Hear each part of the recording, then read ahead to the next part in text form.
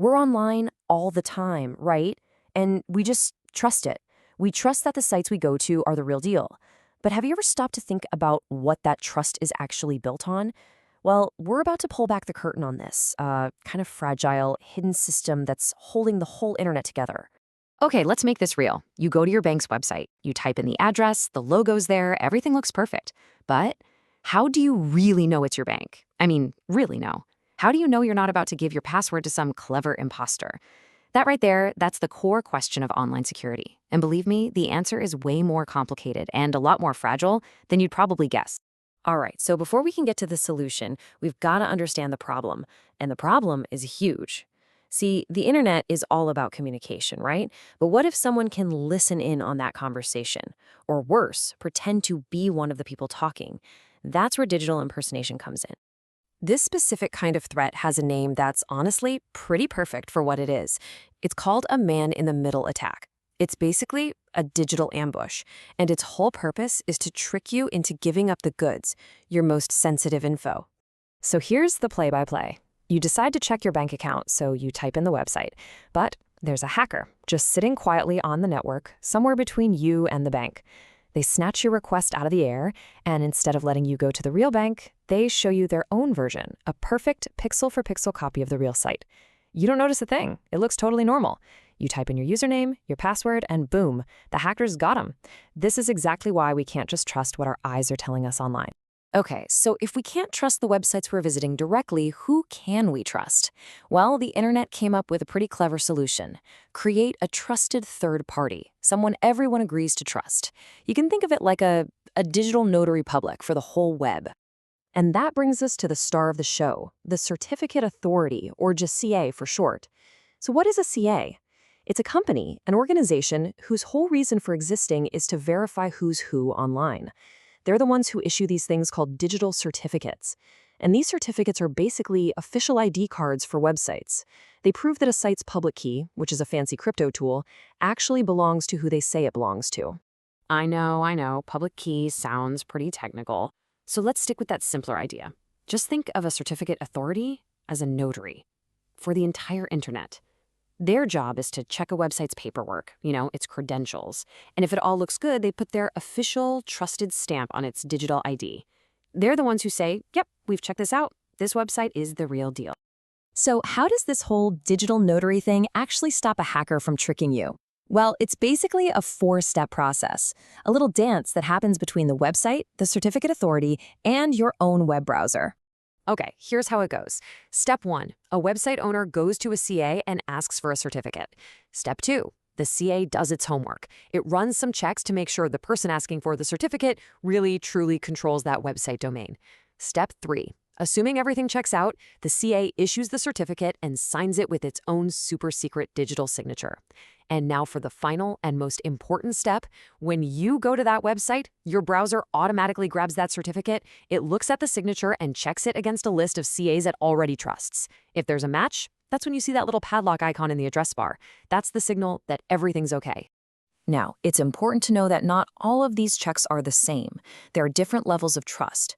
The most common one is called a domain validated certificate, or DV. This is, well, it's a pretty basic check. A lot of the time, it's just an automated email to prove you control the domain. But then you have the next level up, extended validation, or EV. And this is way more serious. For an EV certificate, the CA actually does a deep dive into the organization itself, making sure it's a legitimate, real-world entity. So who exactly are these all-powerful digital notaries? You might be surprised to learn that the market is, well, it's really, really concentrated. Just look at this. One single nonprofit, Let's Encrypt, handles certificates for almost 2/3 of the biggest websites out there. The rest of the pie is split between just a handful of other companies. Think about what that means. A massive chunk of the entire internet's trust system rests on the shoulders of a very, very small group of organizations. And this is where the story gets a little scary. Because what happens if one of those trusted notaries messes up? Or even worse, what if one of them gets hacked? Suddenly, the whole system has a single critical point of failure. Turns out that foundation of trust isn't quite as solid as we'd like to believe. That basic domain validation process, it can totally be tricked. Remember how it's often just an email check?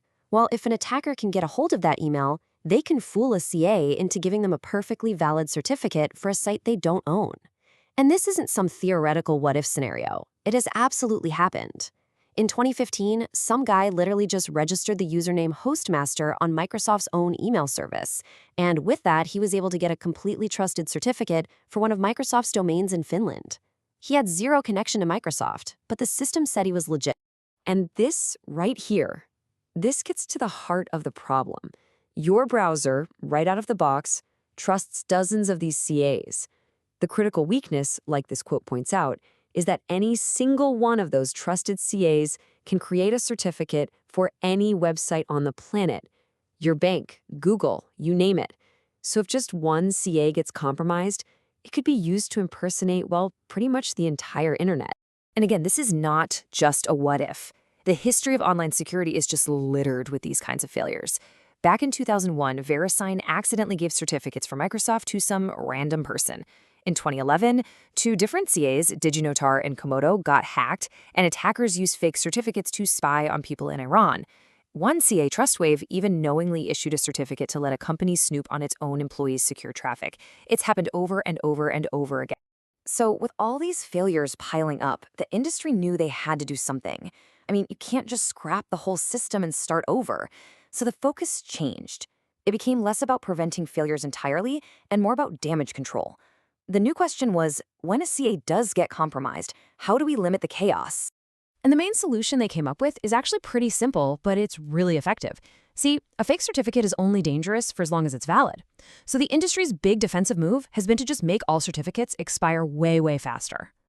And you can really see this trend right here. Look at this. Back in 2012, a certificate was good for 5 years. By 2020, that was down to a little over a year, and they're pushing to make it even shorter. The plan is to get the maximum lifetime down to just 47 days. The thinking here is super simple. The less time a certificate is valid, the less time an attacker has to do damage with a stolen or fake one. It shrinks the window of opportunity. So what's the big takeaway from all this? It's that the little padlock you see in your browser, it's not a symbol of perfect, unbreakable security. Not at all. It represents a system of trust, and it's a fragile, human-run system that's constantly being attacked and constantly being patched up. It's not a guarantee. It's a never-ending battle. And that leaves us with one last kind of unsettling question. What's the next crack in the foundation going to be?